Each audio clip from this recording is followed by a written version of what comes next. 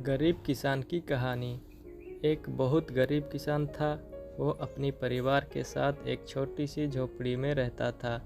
उसके पास खेती करने के लिए उतनी कम ज़मीन थी कि उसकी फसल को बेचकर उसे बिल्कुल थोड़े से रुपये मिलते थे।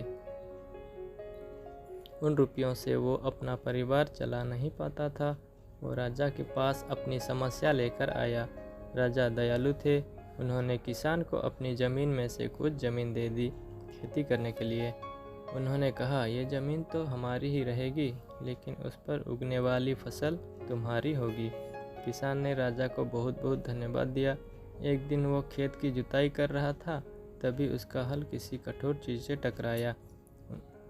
उसने वहाँ खोद कर देखा तो उसे सोने की एक अखोली मिली। किसान ईमानदार था।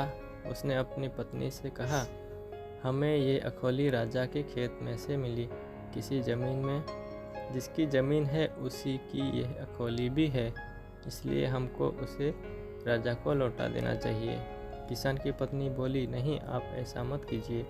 आपको सिर्फ अखोली मिली है। यदि राजा ने आपसे उसकी सोने की मुसल भी मांगी तो आप क्या करेंगे? आप इस अखोली को अपने ही पास रखिए। लेकिन किसान को यह बात ठीक नहीं लगी। वो बोला, जो चीज़ हमारी नहीं उस पर हमारा अधिकार नहीं।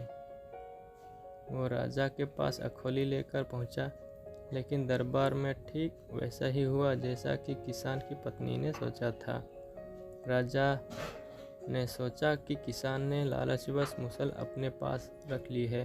किसान बेचारा सोने की मुसल कहाँ से ला कर देता। नतीजा ये हुआ कि किसान को जेल में डाल दिया गया। जेल में ना उसे ढंग से खाना मिलता था, ना पानी। किसान को ऐसी गलती की सज़ा दी गई थी जो उसने की ही नहीं थी। वो खाए पिए बिना निढल हो गया।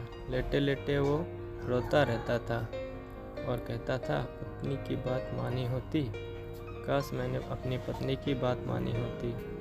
एक दिन राजा ने उसे ऐसा कहते हुए सुन लिया। उन्होंने किसान से पूछा कि वो ऐसा क्यों कह रहा है। तब किसान ने राजा को पूरी बात बताई। राजा को अपनी गलती का एहसास हुआ।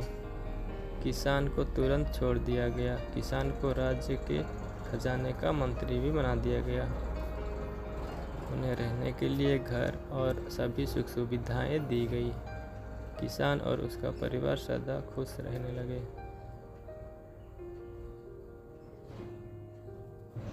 किसान को थोड़ा कष्ट जरूर झेलना पड़ा, लेकिन अंत में जीत सच्चाई की हुई।